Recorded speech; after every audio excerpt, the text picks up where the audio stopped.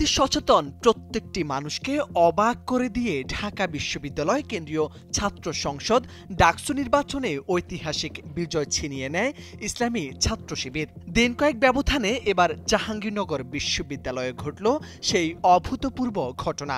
ডাকসু নির্বাচনেও শিবিরের জয় জয়কার। কেন্দ্রীয় সংসদে ২৫টি পদের মধ্যে ১২টিতে জিতলেন শিবিরের প্রার্থীরা।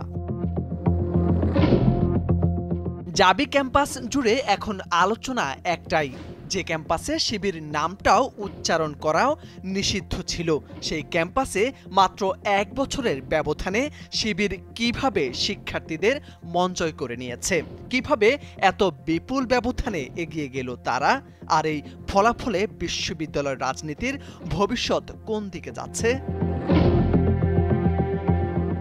ডাকসুতে ভিপি পদে জয়ী হয়েছেন স্বতন্ত্র প্রার্থী আব্দুর রশিদ জিতু।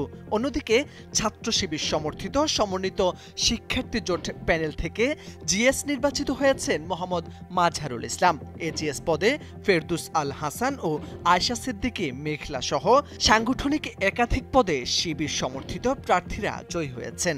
এক কথায় কেন্দ্রীয় সংসদে ২৫টি পদের মধ্যে ১২টিতেই জয় পেয়েছে শিবির। এবারে ডাকসু নির্বাচনে ভোট দিয়েছেন প্রায় ৬৮% শিক্ষার্থী। ২৫টি পদে প্রতিদ্বন্দ্বিতা করেছেন ১৭৭ জন প্রার্থী। এর মধ্যে ভিপি পদে ৯, জিএস পদে ৮ এবং এজিএস পদে লড়েছেন ১৬ জন প্রার্থী। ভোট গ্রহণের একেবারে শেষ পর্যায়ে কারচুপির অভিযোগ এনে ছাত্রদল সমর্থিত প্যানেল সহ ৫টি জোট নির্বাচন বর্জন করেছে, যদিও শিক্ষার্থীরা সেটা প্রত্যাখ্যান করেছেন। তথ্যমতে ২১টি হলে ১১,৮৯৭ জন শিক্ষার্থী তাদের ভোটাধিকার প্রয়োগের সুযোগ পান। ভোট গ্রহণ হয়েছে ২২৪টি বুথে। এরপর সিনেট ভবনে প্রধান নির্বাচন কমিশনার অধ্যাপক মোহাম্মদ নুরুজ্জামান ঘোষণা করেন ডাকসুর চূড়ান্ত ফলাফল। ডাকসু নির্বাচনের ফল শুধু জয় পরাজয়ের হিসাব নয়, এটি হয়তো বদলে দিতে পারে বিশ্ববিদ্যালয়ের আগামী রাজনীতির ধারা।